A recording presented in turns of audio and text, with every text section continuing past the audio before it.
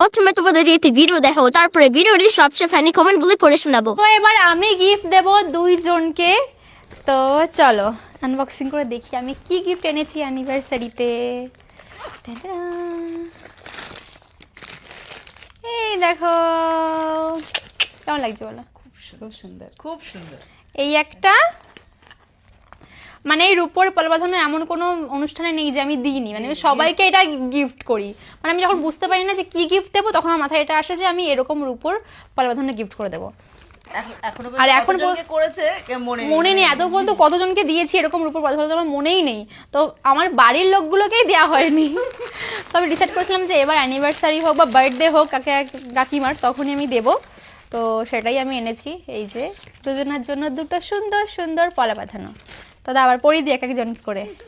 चलिए शुरू करते हैं। আমনি তুই এগুলো ছাড়া আর কিছু কি দিতে পারিস না নাকি? नहीं। কাকিমা টুপি দেওয়ার জন্য রাজা দেখছি যে। बड़ा हरामी हो बेटा।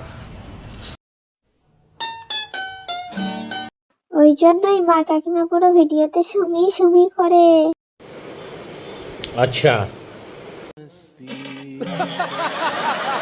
এটাই মনে হয় সব থেকে সস্তায় পাওয়া যায়। সঠিক বলেছেন, আপনার বুদ্ধি ভালো।